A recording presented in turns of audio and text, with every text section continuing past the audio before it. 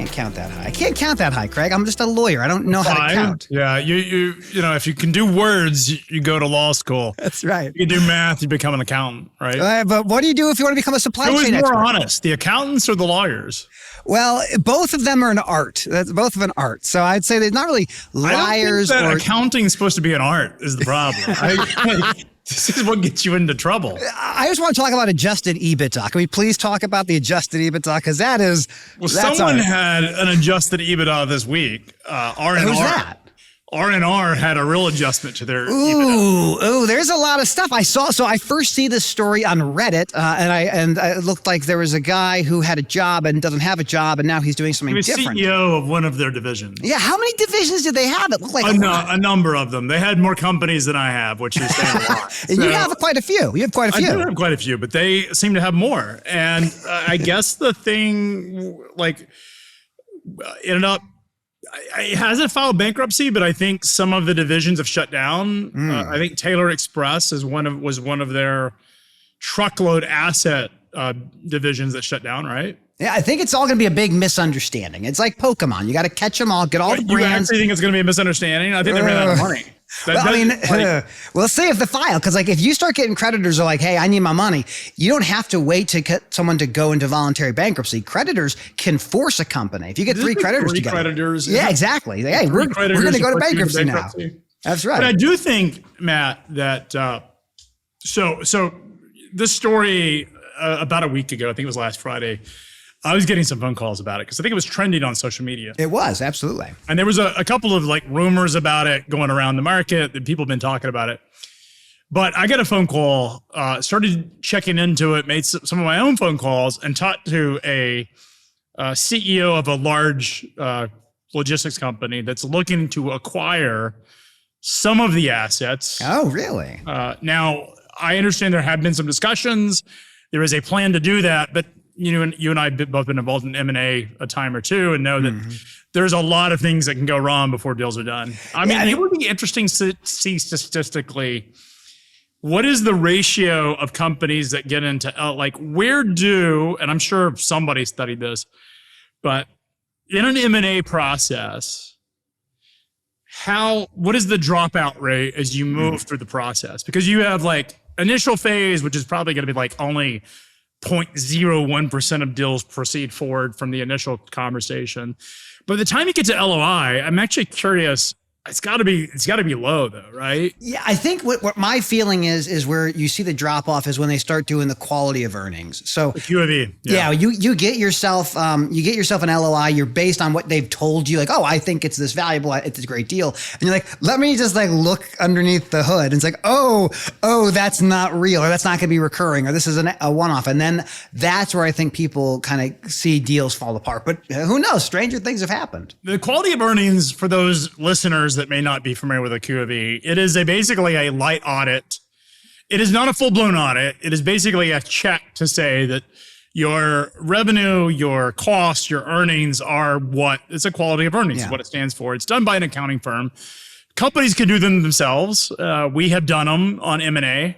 Typically, you bring an outside firm to do a QOV. Yes, that's pretty simple process. You're just looking at basically the debits and credits, the general ledger, and making sure things just add up based on what. And so they're rebuilding a financial statement is the way it works. And it's a really important factor because you end up finding things either that you didn't expect. Maybe it's a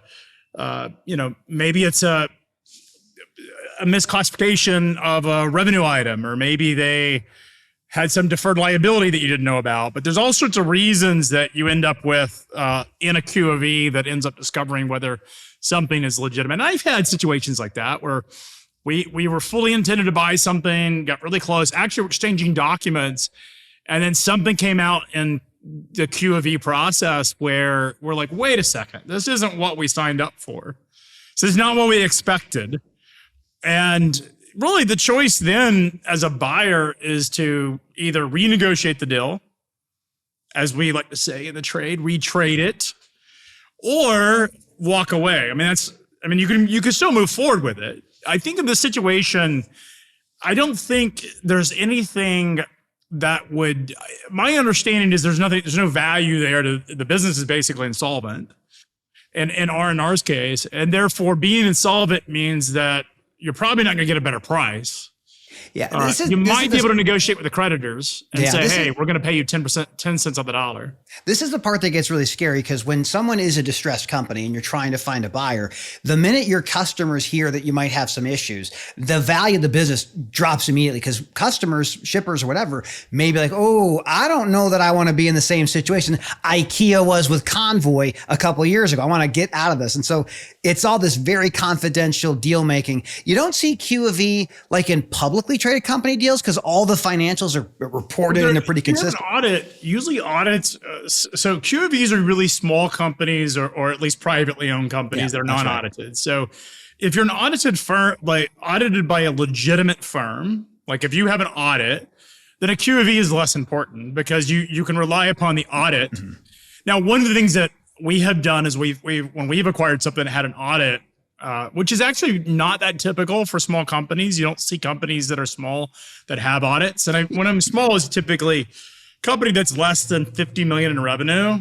The majority of those don't have audits. Yeah, that's fair. Yeah, they're owner operated. The only reason they would go get it, like if you're the owner of the business and you own it outright, you don't have outside investors. The only reason you'd want an audit usually is for your bank. Your bank will require it as part of a lending agreement. If you're private equity backed or you have outside investors, that does increase the need for an audit. But when you're below 50 million in revenue, most of those businesses are owner operated. They don't have outside investors. And therefore the audit, like you're auditing yourself. Now, maybe there is a good practice to have an audit, because particularly if you've got a business that has a pretty sophisticated business and you've got a lot of expenses in it, those businesses, you may want an audit just to keep the CFO honest. And keep your accountants honest. That is where you might find that you have some accounting irregularities. And that's where an audit can be very helpful. But it's really for small companies, you don't typically see it. Now, R&R, I suspect, has audits or has done an audit. It was a $1 billion company. And so I would suspect that they had audits, but I don't know that the audit would have done. An audit just is a scoreboard, essentially. It's a version of truth. It doesn't keep a business out of trouble.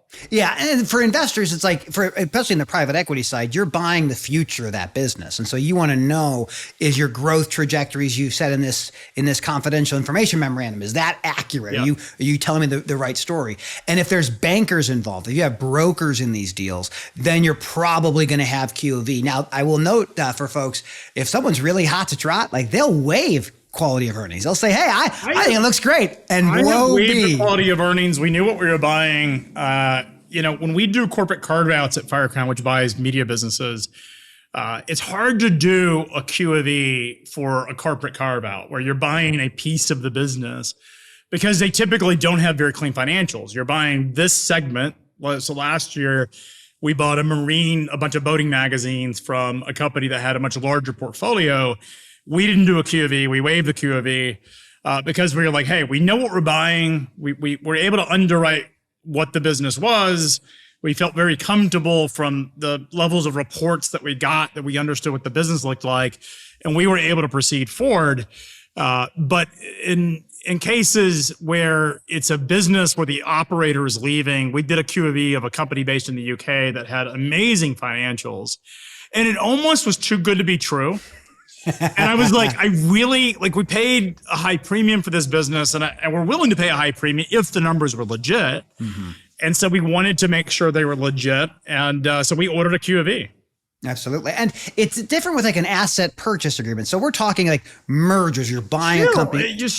We have done Q of E's and even asset purchase, because asset is really about a structuring a deal. Yeah, it's a due diligence process for sure. But the Q of E is not as, you're right. The Q of E is less important. But I recently did a deal where we did a Q of E. It was an asset purchase. The deal's gone on a lot of different flavors throughout the process, which is not atypical. But we did a Q of E, did our own internal Q of E, frankly. And it tells you a lot about the business when you do that. Yeah. It's an interesting story. I mean, it's like preventative maintenance. If you're going to buy something, you want to make sure you get an inspection. So I always encourage everyone, inspect your trucks and trailers, inspect the businesses you're buying. And that's where I guess most of these deals, if they do fall apart, it's either buyer loses financing or the Q of E is like, oh, that's not going to be something we want to keep. I've had a lot of deals fall apart for a lot of different reasons. Yeah, that's right. They all have their own stories. I've had deals that have fallen simply because deal fatigue sets in after a while, where there's a lot of back and forth. I remember a deal, this was a couple of years ago. It was a media business that's in freight. I won't share who the name of it is, but we had gone on, it was during COVID. Gosh, we were probably 6 months into this deal. And we had, the principals and I had spent a lot of time negotiating it. And there was some, I call it innocuous argument. It was a very small detail, but it became very material to them. And it just became a sticking point. And by the time that we got to sort of agree to resolve it, my team had lost interest in the deal. I had lost interest in the deal because I was tired of advocating for the deal. And so our lawyers and our CFO and folks, I didn't want to go to the board. I just had no appetite to continue simply because it was such an unimportant, relative unimportant factor to the overall economics. But it was very important to the seller for whatever reason. And I just gave up. I'm just like, hey, I can't fight this fight for you anymore. Time kills deals. We saw this. Time kills all deals. That is the rule of thumb. And I've had deals go on for years. I mean, I'm not exaggerating, where you start a deal and you do a lot of work. I had a deal, this was 15 years ago, and we sold a fuel card business to US Bank. The US Bank Voyager fuel card we owned it in a company I ran called Transcard. And that deal went on for 10 months. By closing, it did close. It was 144 people on their side of the table. Like, there Marvelous. were more people involved in their closing than we ever employed in the entire business's history. And that's what happens when you deal with big companies. In fact, they came in, it was a strange deal. They came in, went to buy our fuel card. And we met with them, and there was a meeting. And normally in meetings, you do a follow-up, especially if you're selling a company. And so we had met with the team, and they brought in probably 20 people, a bunch of senior executives from US Bank. We're sitting around the room, and they leave. And it was kind of a mediocre meeting. And I'm thinking, okay, that was great. We met some people at US Bank, but didn't think anything of it. Gosh, it was 2 months later, 3 months later, I get an email. Hey, this deal's been approved. And I'm like, whoa, what do you mean it's been approved? I didn't think it was moving forward. We did the management presentation. I thought we were done after that. They ended up buying that business, but it took 10 months to get through the process. And, every deal, and I've done a deal literally. So there was it was a media deal in aviation. So a magazine brand called Plane and Pilot. And it had been bought in an acquisition, and I could tell that this didn't fit in the portfolio. So I reached out to the new buyer. He had only owned it a week.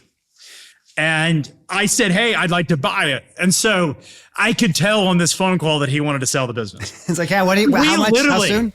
We had never spoken before.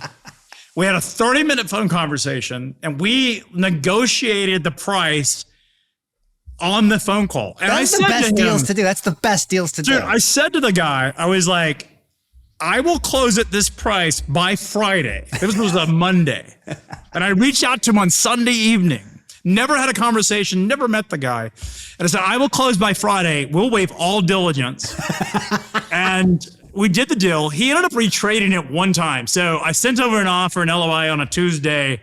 And then he woke up Wednesday and then sent over a different revised offer. And I'm like, look, you only get to do that once. Yeah, that's it. We're done. I will, fine. We'll agree to this one change. Because he had reasons he wanted a higher price. It had something to do with the business. And so we agreed to it, and we closed on Friday. There you go. I also had a deal where one of these online listing sites, I don't know if you ever go to those, business listing sites. Oh, I've been to them. I've never bought anything on there, though. There are some where you can issue an LOI through it, and I've done that, where sitting around on a Saturday morning, and I just company. That's $10,000 or whatever, click, accept, send it over. I've never even spoken with the principal. But those are small. These are really small asset deals where the amount of money you're paying is so, it's just not even worth the back. Yeah, the lawyer fees, it would eat any price up anyway. Yeah, you're just like, look, if the guy if this thing is fraud, or this thing his financial statements are incorrect, then $10,000, I've wasted $10,000. But if he's right, it could be an asymmetric bet where it's worth. And we did that. My son and I bought a business years ago. I've talked about this a few times on X, where I bought a online listing or an online print-on-demand business for pilots. Now, okay. I am a pilot. I own Flying Magazine. And you can like print that's awesome. like aircraft maps for pilots. And the business was called Aeroswag. And my son was wanted to start a business. And so I'm going through and looking at these deal listing sites. And I found this business Aeroswag and it was listed for $10,000. And the guy had done $6,000 in revenue in the past year. Okay. And I think he'd made a profit of $1,500 or something really small. And I was like, you know what? This will be a fun project for my son. Okay. It's cheaper than his tuition in college. I can assure you of that. And I was like, look, I can blow $10,000 for a business that I can potentially grow. So 100%, absolutely. So we submitted the offer, we did it, and he and I worked on the business. We got it to about $80,000 of revenue in about 6 months, and it's paid for itself so many times over. Do you still have the business? Yeah, I still have it. Oh my goodness, that could be one of the sponsors for the show. What's that? That could be one of the sponsors for the show. Could be one of the sponsors. If you're a pilot, it does print on demand. It's a print on demand shop that does custom T-shirts. Like you can get your favorite airport. So if you fly in and out of there's 19,000. By the way, crazy stat. No one believes this, but there are more airports in the United States than there are McDonald's. Really? That is a crazy stat.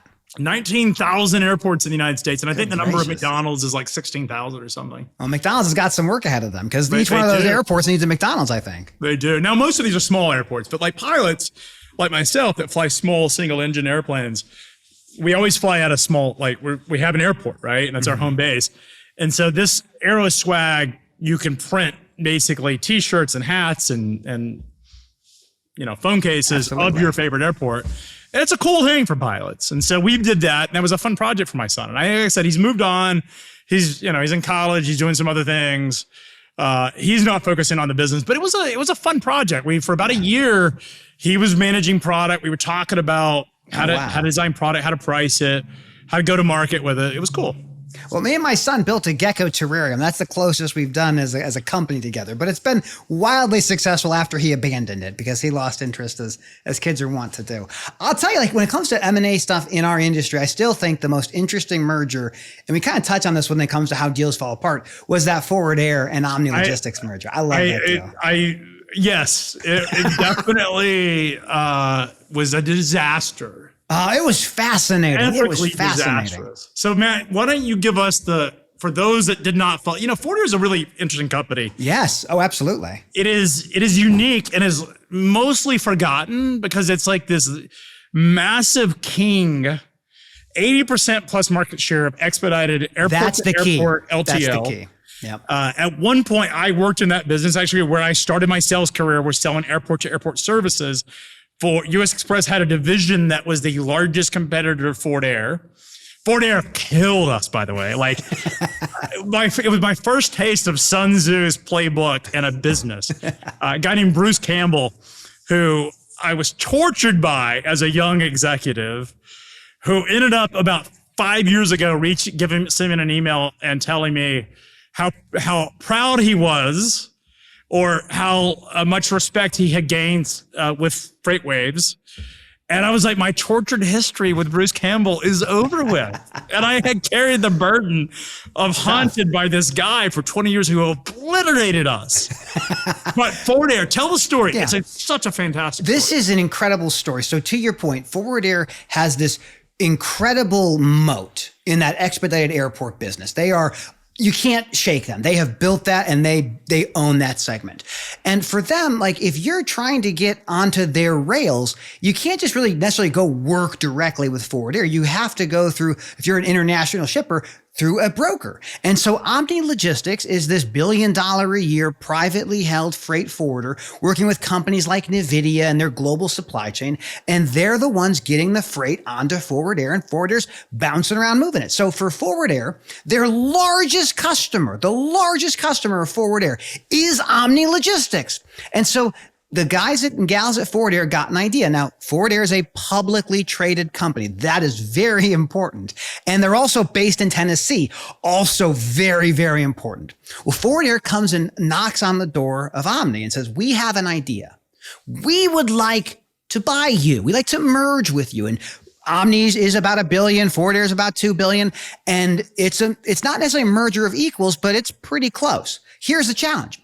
If you have a merger of these two entities, the stock value, the stock that Omni gets, creates a number above 20% voting shares. And that couldn't happen. So the deal is structured in a way to stop a shareholder vote. And here's what the law in Tennessee is, which I learned because I went on your show and I explained what was going on. In Tennessee, if you are a company and you lose over 20% of your voting rights, it triggers an automatic shareholder vote.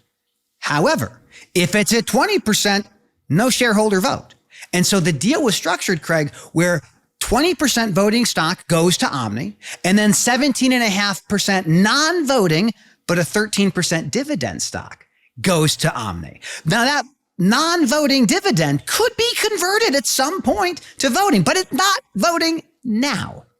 Deal gets announced in, I think it was August of 23. Ankara buys some stock and immediately sues and says, we don't want this deal to happen. We want to have a shareholder vote. We're going to kill this deal. Now, for Omni, they learned something by Forward Air. If Forward Air is going to go out and buy a freight forwarder, it better be them. Because if it buys somebody else, you're out of the loop. You are now disintermediated from your connection to that motor carrier. And so they knew this deal had to happen. Ultimately, in Tennessee, the injunction that stopped the merger got thrown out. But as we talked about just a few minutes ago, time kills deals. And the stock took a plunge. It got hammered. But the Omni team was insistent. And they said, we're going to file for specific performance in the Delaware Chancery Court. This is Madison Square Garden of corporate litigation. And an hour before trial, it gets settled. The deal is consummated. The team of Omni is gone. The team of Forward Air eventually goes away. And now you have this combined entity of Forward Air and Omni. And it is, again, the most interesting merger I've seen in decades in transportation and logistics. It is the most incompetent and worst decision by Forward Air's management to have possibly ever conceptualized. And the reason, Matt, that it's so incompetent, their stock price was $120 a share around the time of the merger, it would be the equivalent of DAT going and buying TQL. Like, I'm serious. It would, or Nolan Transportation, or name your, not number one, not buying C.H. Robinson, but number three or number four, because this is effectively what Forward Air did. Forward Air's business model was that they would, as you pointed out, they would never sell directly. In fact, this was religion for them. Absolutely. Because they had this scheduled airport-to-airport network, which has 85 terminals around the country. They run schedules just like an airplane, where they have a cut time, that freight must be on the dock at a time, and it's scheduled, and you know when it's going to pick up and deliver. And that's something that traditional LTL companies cannot provide or have historically not provided. And so, and they don't do local delivery. It's all goes to airport. So the terminal that it goes to is right by the airport. If you go to Dallas-Fort Worth or Atlanta or any airport, any major U.S. airport, you will see the warehouses outside the airport where all the air cargo, the planes are taking their cargo in and out. And there's a Forward Air dock somewhere in those air cargo facilities. The reason that this is so important, and it really is the reason that Forward Air stock collapsed. Obviously, Omni had a lot of leverage. There's other reasons it collapsed. The fundamental problem that the investors had with it and their customers had with it was the fact that Forward Air had always made a rule that it would never go direct. In fact, when U.S. Express, so there was two companies that were in the airport-to-airport business in the early 2000s. One was U.S. Express's business that was was dedicated Express, and then it became Express Global. I ran it for about 5 months, which was an experience of getting my ass kicked by a much more embedded incumbent, which I learned a lot about. Incumbency is important. How important having a moat and being a monopoly can be. Not a monopoly, not a monopoly. We're going to be very clear. It's close, adjacent, but we're not going to say officially. Well, I'm not suggesting, lawyer man, that I am calling it a monopoly, although it certainly has the characteristics of sure. having a dominant market position. And so the value is that they were providing wholesale LTL services or airport to airport services to these forwarders who are selling air freight services to their customers. So a company like an NVIDIA or an LG, we used to use, like, Jacuzzi was a customer of ours. And you would get the fugly freight or the expedited freight is what runs in a forwarder's network. I mean, we were moving motorcycles, plasma monitors that were $20,000 a pop, these types of things. The freight that was either fragile and you didn't want to put it in traditional LTL because it would break it, fugly because it wouldn't fit. Mm-hmm. We hold a lot of artwork and like statues and stuff out of Dallas. Like, we had this one customer, a forwarder that would go get these like weird statue things. You couldn't stack it anything around. You had to like put around it. But that was the kind of freight that you haul in airport to airport, and along with some expedite stuff. And the whole mantra was that Forward Air would never go direct.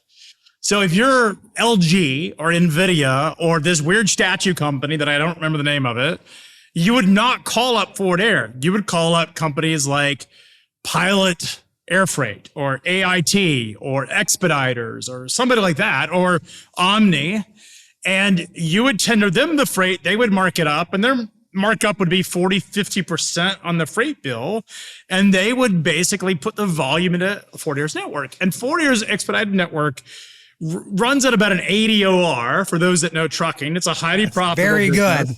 Very good. And it dominates that business. And any company who ever tried to compete, they would squash it. So US Express was competing against them, and they just obliterated us as a competitor. And we were the only national competitor. And US Express was bigger as a overall company, much bigger than Forward Air in terms of revenue. But Forward Air is far more valuable because it owned this niche. See, this is why I love this deal so much, because I think, to your point of like, you couldn't just book with Forward Air. It's like the old airlines. Like if you were going to fly from Chicago to New York, you couldn't call United and say, give me a ticket from Chicago to New York. You couldn't do it. You'd have to call a travel agent because they had access to the computers. I think Forward Air saw that same story, is that maybe this doesn't have to be this way. And if they want to grow revenue, because to your point, they are great in their segment. They don't do much of anything else. Their growth is limited. There's a couple of things. The airport to airport business is limited. And the other things that happened, a couple of backdrops, is they did make attempts to diversify. They bought some last mile companies. They bought some intermodal companies. Didn't fit really well, but they bought these weird segments, some warehouse operations, which may have fit in like the container freight station, the CFS station that you see with international freight may have fit. But they also bought like an intermodal dray operation, which had zero fit. Yeah. And I think what they were trying to do is find growth, because if you're a publicly traded company, you need growth. That's exactly right. But here's the thing that happened to their business is AIT, one of the largest forwarders in the entire domestic forwarders in the United States, and Pilot, another very large Pilot Air Freight, another large domestic forwarder. You have the international forwarders and really the domestic ground forwarders. And the domestic ground forwarders are doing air freight typically, putting it on airplanes, but they're selling expedited services essentially. But anyways, those two companies, Pilot and AIT, built out their own logistics network and didn't need Forward Air. Mm-hmm. So as the companies got bigger, and I'm sure this was the case for Omni as well, as it got bigger and bigger, it starts to move freight away from Forward Air's network. So there's a finite ceiling on how big the business could get, because while they may be able to add more logos of small forwarders growing, it's hard when you have a company like AIT or Pilot that used to spend $100 million with you, that all of a sudden builds out their own network. We see this also in something that our audience may be more familiar with, like what Amazon did to UPS or FedEx, where It used their network and became so significant. At one point, I think Amazon was like 10% of UPS's volume. And then it's like zero today. We know how to do it. We'll unplug you and we're going to go do our own thing. And that's what they did is they used the rails of UPS to build Amazon Logistics and FedEx. And in fact, there was this really interesting story years ago where Fred Smith, the founder of FedEx and the CEO, was asked about Amazon moving into freight. And he was like, they'll never do it because they need us. And then like 2 years later, he's like, they're competing against us and I want to destroy them. And so that was what Forward Air did. Forward Air made a strategic mistake, in my opinion, the management team. And frankly, it shouldn't have been public. And I think the pressure to be public is what forced the management team. And there's a little bit more history here, Matt, since we're on it. Yeah, let's do it. A guy by the name of Andy Clark, who was the CFO of Forward Air, who then became the CFO of C.H. Robinson a couple of years later. He had a stint at a company called Panther 2, which Art Best bought. He was CEO of. Okay. But he became the CFO of C.H. Robinson. And when there was this decision to basically appoint a new CEO, this is about 7-8 years ago, Andy did not get the nod at C.H. Robinson. Bob Biesterfield, who becomes the party there. So Andy's now a free agent, and he's always been fascinated with Forward Air's business. So he joins Ankara, an activist fund. Yes, we love the activists. If you follow the Norfolk Southern story, it's also behind a lot of the Norfolk Southern storyline. But anyways, Andy Clark joins Ankara and is sort of going after Forward Air after this actually it predated the Omni transaction, by the way. Is Ankara takes a significant activist position in Forward Air. And as a way to fend off the pressure, the CEO and the management team and the board of Forward Air ended up doing the Omni transaction to snuff out Ankara. Interesting. And to basically increase the total amount of shares so they could dilute it. So, but Ankara's not taking this sitting down, so they come back in, and it's just a absolute like show of probably the worst transaction ever. Man, I guess I would depend on your perspective, right? So if you're on the Omni side, amazing deal. So I love Forward Air. I sit on Team Omni, but I love Forward Air. And I think, like, to your point initially, and I think viewers need to understand this. If you are a publicly traded company and your revenue is the same or flat, you are failing. You are not going to keep your job. You must grow. You have to grow. Your mandate is to grow. And as Forward Air is experimenting with different pathways to growth, they're not successful. They're not leveraging the way they need to be leveraging. And so Omni looks really interesting. Now, the piece that I would love to get your thoughts on, this is my tin foil, my aluminum foil hat, my DAT hats. I'm kind of wondering here.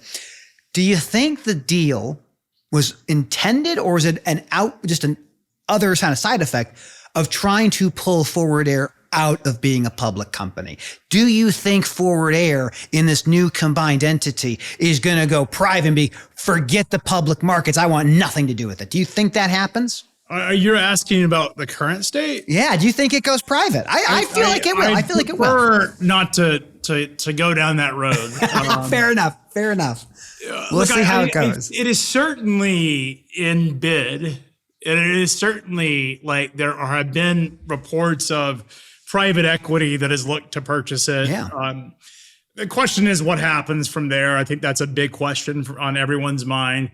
The deal, as far as I know, has not been consummated. Yeah, it's not private. It's publicly traded. It remains that way. But I think a lot of it is just that the freight market's in a really weird position right now because there's a lot of indecision about the direction and the lack of conviction about whether the market is getting better. Are things getting better? Is it sustainable? And I think that's probably driving a lot of the private equity sort of sitting on the sidelines waiting to sort of get some conclusion I think you're right. on where the market ends up. Yeah. The interesting thing from my perspective, Matt, is that I think if we could back up a couple of years ago, I think the mistake that Forward Air had, it should have gone private. I think Forward Air is an asset. And I told Ryan Peterson, the CEO of Flexport, I was like, you should go buy Forward Air. Oh, that'd be interesting. Because he was building that whole domestic logistics network. And I think Forward Air gets forgotten about. Like, it is not a traditional LTO. It's not like Old Dominion. Yeah, we love OD. We love OD. A lot of companies had never heard. If you ask the average person in freight, even companies, it's been all these venture-backed companies of the last decade that have built out LTL routing or some type of domestic scheduled network, and you're like, why don't you use Forward Air? They're like, I've never heard of them. Yeah. You mean Saya? No. Forward Air. Like, they're very. I just think it's a company that nobody knows about, and even our own reporters. It was for a while. They weren't reporting on earnings because it didn't fit the model or understand it. I understand it because I ran a competitor. You lived it. And I love that business. It's a fun business. But I think it's going to be interesting to see what happens. And I think in time we'll know. And the story is not done. I think to that point, like when people talk about like Elon Musk acquiring Twitter, and then this is Delaware court forced them to do it. Yeah. So that's like my favorite legal idea, kind of internal jargon, is this idea of specific performance. It's when you can go to a court and say, make them do that thing they said they were going to do. And we almost never see that. And lawyers practice, we almost never deal with specific performance because people can do whatever they want to do. There's penalties if you don't do it. But in this deal with Forward and Omni, just like Twitter and Elon, there was no breakup fee. There was no off-ramp. Omni wanted the deal to go down because they knew they were getting a hell of a value. Props to that team. Absolutely. What's that? Props to that team. I mean, that takes conviction because the entire world is like, this deal shouldn't happen. But Omni sat down. But they're customers. I mean, the problem for Forward Air is customers. So let's think about this. Put this in context of a market our audience is probably far more familiar with. Is imagine if DAT, when DAT bought Convoy for brokers, there was a lot of drama about the fact that is DAT, in fact, the mistake was the CEO, and I know this because I was caught up in it.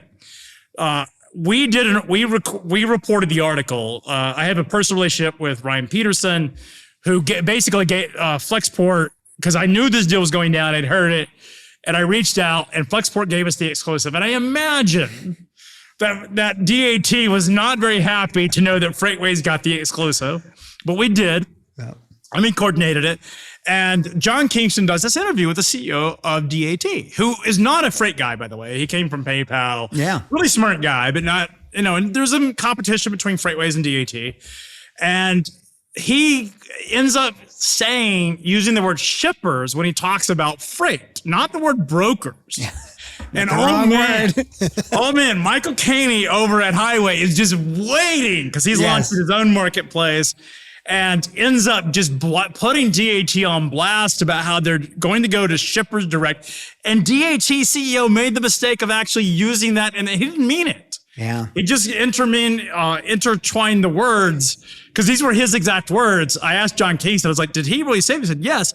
They sent me an email. We corrected it really quickly because that's don't say that. We don't want to make the people unhappy. But they did. I think Bill Driggett was probably rolling over just dying because this happened. But I think the interesting thing is, if DAT had gone out and bought TQL, I think every broker in the country would be trying to figure out how do they cut DAT off. Yeah. Because now I have this risk of the company that's providing me services that's also competing against me. And it's the reason, frankly, that a lot of these 4PL types that end up having a freight brokerage, it's always been a problem. Emerge comes to mind, where Emerge is a technology platform that is also has a brokerage business built into it. Like Redwood Logistics as well. Absolutely. Who's this?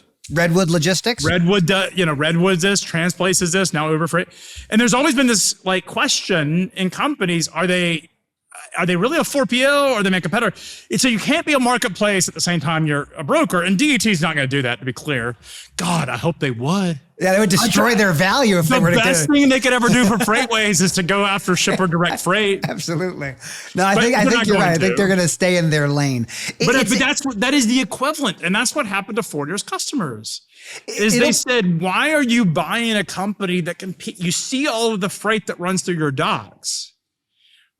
How do we trust you as our vendor, as our provider, when you're to use your services when you're effectively competing against them? Are you my vendor or are you my competitor? I think the deal with Ford, Air and Omni is a great place for anyone to learn about these types of entities and the legal pathway, because it's a fascinating journey. But I think to your point, we're still very early in this thing being done. Give it 5-10 years and we'll come back and we'll see what this thing looks like. But I will say this, I'm going to change subjects for a second because I want to give us a kudos. So one of our earlier episodes, we talked about this act called CORCA, Combating Organized Retail Crime Act. We talked about this. We discussed it. And it got out of the House committee. So it's now going to the next level. And I think I'm not going to say it's 100% our efforts, but it's certainly more than 0% of our efforts, I have to think. So congratulations. We certainly, our audience of folks that are paying attention became educated. Absolutely. I have seen Justin Martin, Super Trucker on X, has gone out and tweeted it. And so there are certainly some people that have talked about it, and that influences Congress at some level if enough people focus on it. But it comes back to this freight fraud, freight cargo crime problem that we all know about and we must stamp out. Mm-hmm. Absolutely. And it's interesting. We see not just the brokerage industry, the TIA, we see ATA, we see IANA. Everybody is jumping in and saying, this has got to happen. And half the battle is just to educate the general population of what it is that's happening, and then also how it could possibly be solved. Because you can have a GenLogs or a highway, but that's not going to stop theft at scale from organized cartels. You need concentrated federal effort, and that's what this thing's going to do. So fingers crossed it'll actually get across the finish line, but we got a long way to go still. Now, the other topic, Matt, is this, a number of things we talked about. I think you teased the autonomous truck, some of the autonomous truck legislation. That's right. That I'm sure everybody has waited all week to hear what is going on in the world of driverless trucks. Yeah, so we talked about this at F3. I love this topic because when you think about autonomous trucks, it seems like it's completely vaporware. It's never going to happen, not in my lifetime, not in the next decade. But then you look and say, okay, wait, there's a bill in Congress, again, that's talking about the autonomous revolution. And we've seen autonomous stuff happening in manufacturing. We see it in yard operations. We see it with brokers. Like, AI is here. And so this new bill in Congress is really kind of putting together the framework. It's a discussion draft. So it's not a real law. It's not a real bill. It's for discussion purposes only. But one of the things it talks about is this federal supremacy. So they're going to establish, through, if this thing continues to move forward, a federal framework for testing these machines, for safeguarding these machines, for whether it's cybersecurity or other things. And the feds will have supremacy. So states and municipalities are not going to be able to stop them. The states can still do licensing, titling, registration.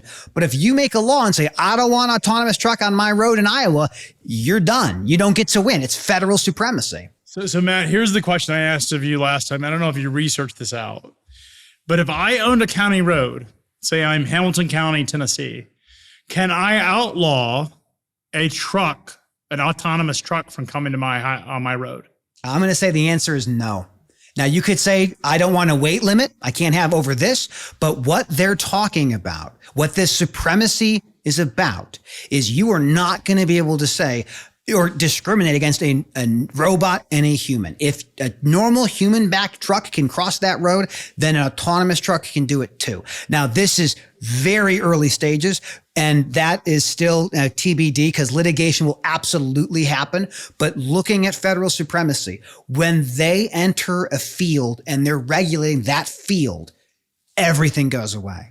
They will stop the states. They will have complete supremacy, and you would not be able to likely be successful. That's what I think this will ultimately result in. So what is a truck driver that's listening to us talk about this issue, which, maybe there's this thing is 10 years before we see ubiquitous driverless trucks, but it's going to happen at some point. It feels inevitable.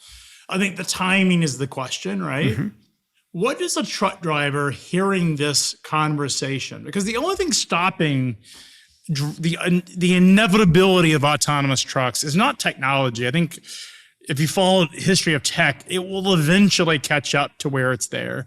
The only thing stopping it is the law, is the legal framework, because every other issue gets figured out, right? Like the insurance companies will figure out how to de-risk it. The liability question will be tested probably in court, but there will be startup companies that have raised enough money to where they don't care about it. Perhaps one of those companies is Tesla with the Tesla Semi.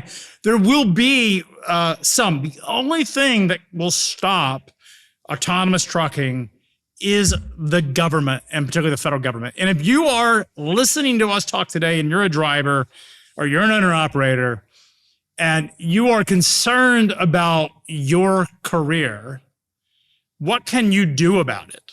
Man, I'm going to be negative first, and then I'll give some positive ideas. So negative wise, you can't stop it.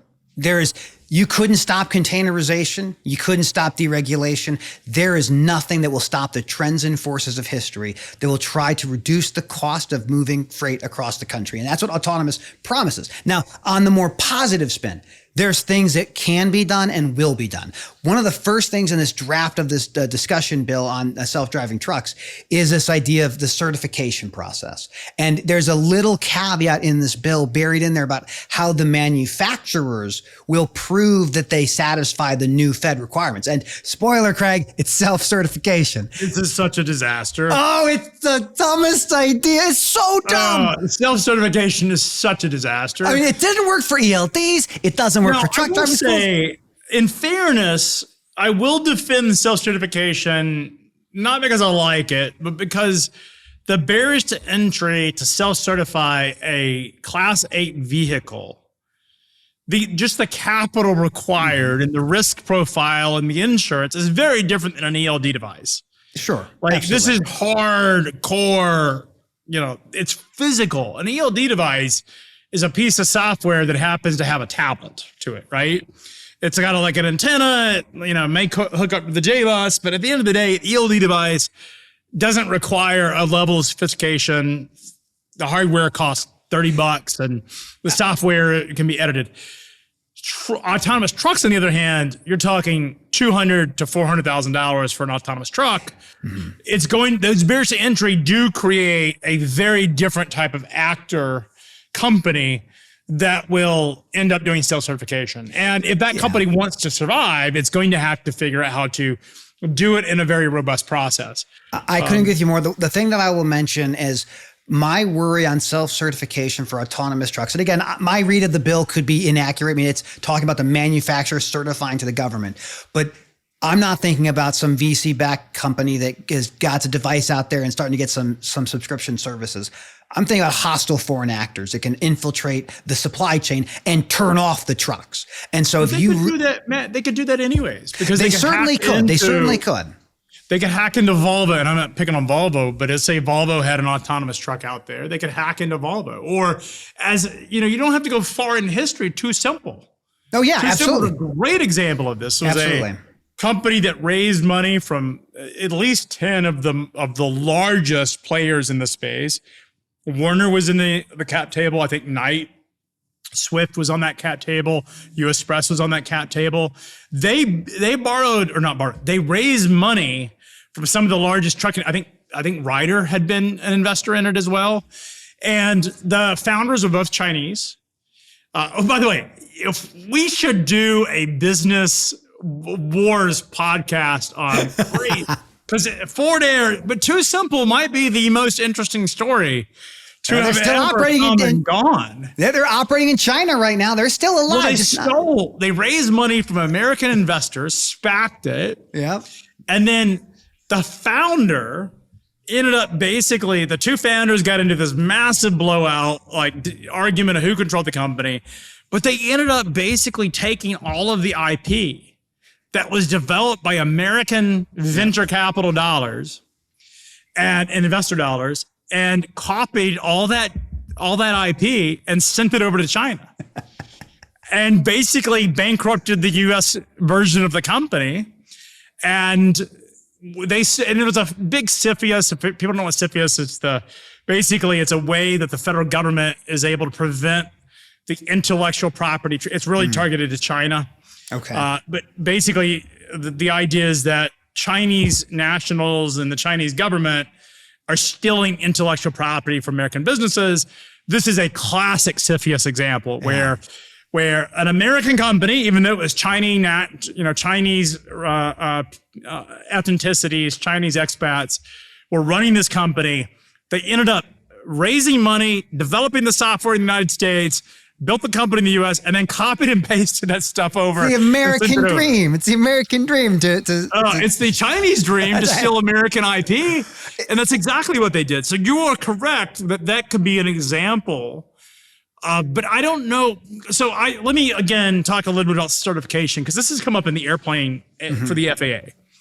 So one of the problems that I have as a pilot of the FAA is the FAA, for the safety record of the FAA is very unparalleled. good. Very good. Very, very good. And I think it deserves credit for that. Is that people like to say in aviation circles, every rule has been written in blood because there was something that happened that caused them to write a rule. And yes, you can imagine it's no different than when you read a warning label and you're like, there's no way somebody did that. Basically, somebody did that is the reason there's a warning label. It's the same thing. That's all I lived with. I was a public liability attorney in a past life. So the FAA used to be that you had to go through this really rigorous process to bring an airplane to market. And it's like 9 years, man, from concept to deployment. I'm not talking about Boeing. Like, the reason we don't have really cool airliners is because it takes so long to certify an airliner. But the same is true in general aviation, the kind of planes that I fly, which are 1, 2, 4-seat airplanes. And they're small. And so the FAA had this really rigorous process that you had to bring an airplane, and they would require a bunch of testing, and FAA certified testers would come out and basically do the work. And the problem is that stifled the innovation. So this past year, in 2025, after a 7-year delay, the FAA issued a new rule called Mosaic, which allows the manufacturers to self-certify that they had met the standards. And the idea here is that through this process, the manufacturers, so long as they use the standards set by the government, can innovate the technology. Because what the FAA realized is that they were holding it back. And look, we can get into a bunch of stuff about aviation, but it's pretty insane that we are closer, that when the 737 rolled off the assembly line, it was closer in history to when the Wright brothers first flew to where we are today. Like, it was actually, like, the airliners have not changed very much, and private aviation has not changed. Here's the crazy stat. General aviation aircraft, we produce about 7,000 a year. If you go back to 1980, we were producing 20,000 a year. In fact, World War II, they produced about 100,000 a year.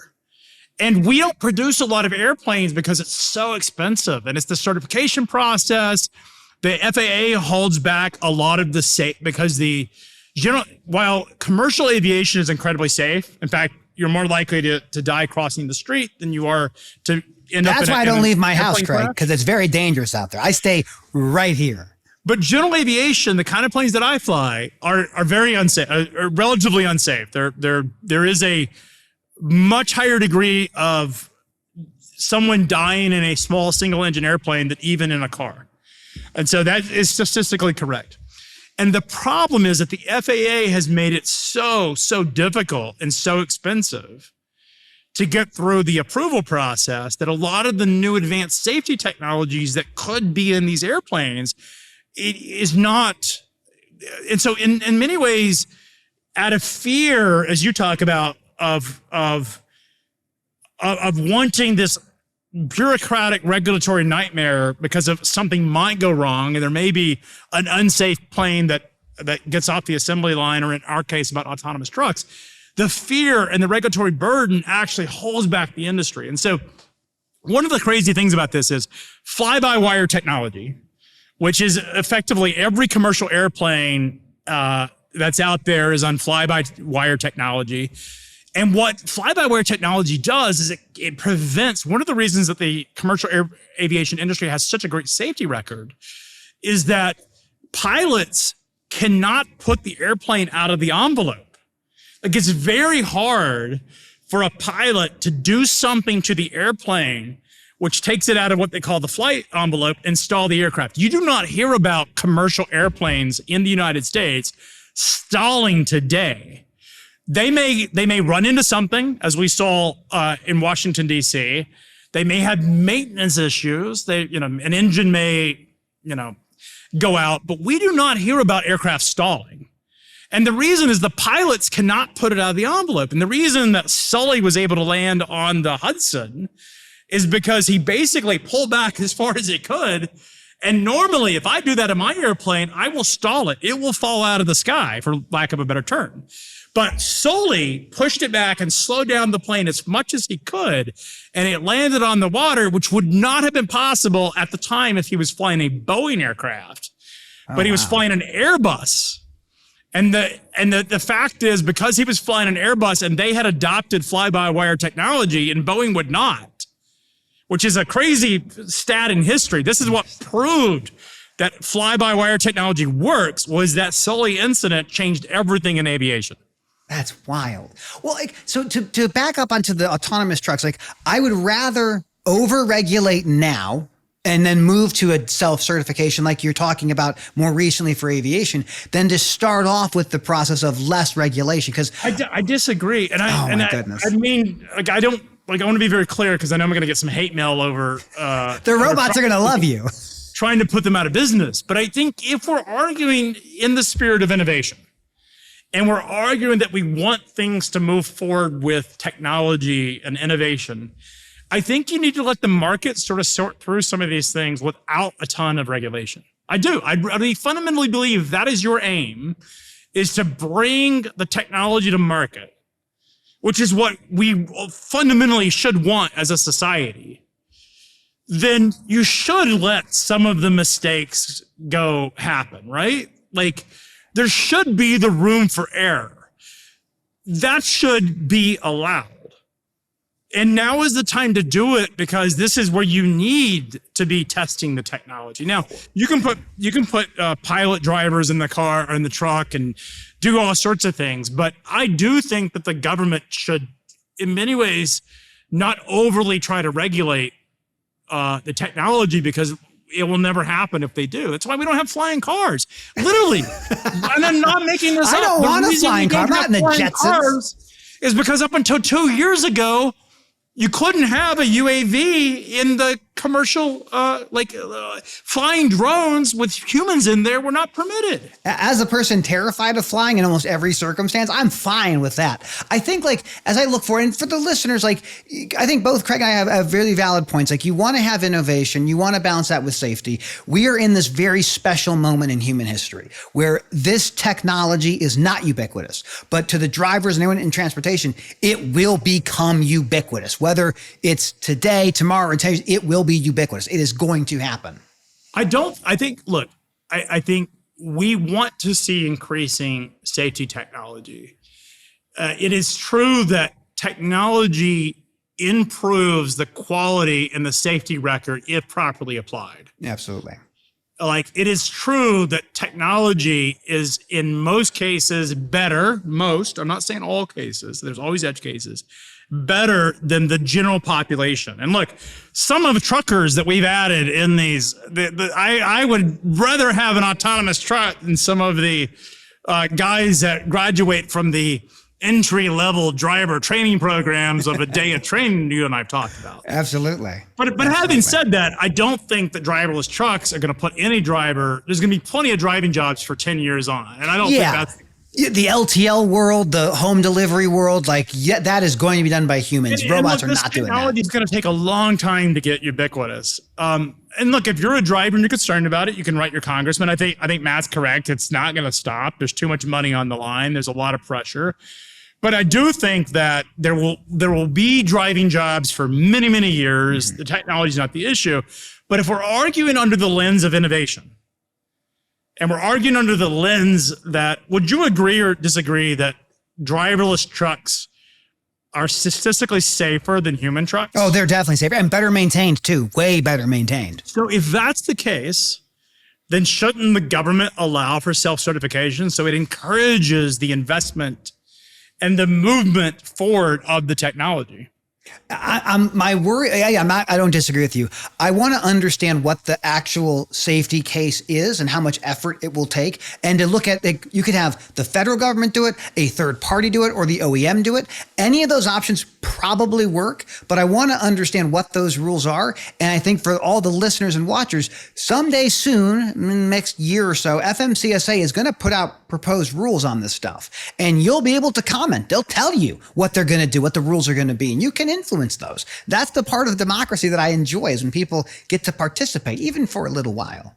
And Matt, I would guess, knowing this administration, that they're going to be very, very progressive technology, in the sense that they're probably going to pursue light regulation versus more regulation. I think that's right. I think that's right. It is interesting because when it comes down to immigration, here's one thing that I've been thinking a lot about, and I think we can close on this point, is there's all this argument about immigration rights and immigrants' rights. But one of the things that really has struck me, and I've been thinking a lot about, is if we end up in a world, AI has sort of brought this to forward, but as we end up in robotics, automation, autonomous trucks, things like that, if we have a bunch of people who are doing these jobs, and this is the only functional job that they could do because they don't speak the language, they're not appropriate in the culture, all this stuff,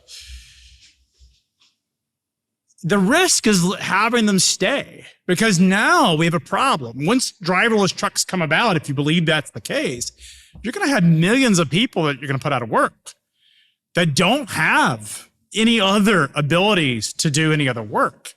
So it strikes me that this immigration story is not only a story about rights of people, but it also becomes an economic problem if you end up in a world of automation. I think the economic problem is really important to note, because for high school educated men, driving a truck is the most common job in every one of the 50 states. It is the most common job. And there will be types of jobs, to your point, that you're not going to do. Now, maybe they become drone operators. They operate the truck remotely, perhaps. But we are entering a new era of human history. And it never feels like it's a historic moment until it's past. But let me be clear, and you know this as well as I do, this is a historic moment. The change is happening. And how it goes is going to be what we're going to be watching. This is the most exciting time in my lifetime, in terms of, it feels like so much is changing. That's right. It's scary in some ways, but it's also like we're embracing nuclear power. We're embracing AI. We have flying cars. We're going back to space. This is the dream of being a 6-year-old boy, of like colonies on the moon. Yeah. And flying cars and supersonic airplanes. Like, this stuff is so cool. I just think it's such an exciting time. That probably wraps it for this week. Well, there will always be a story in freight. We'll be here to talk about it. Matt, always enjoy the conversation at Freight Expectations. One day soon, the most exciting thing is going to happen is you're going to be here in studio with me.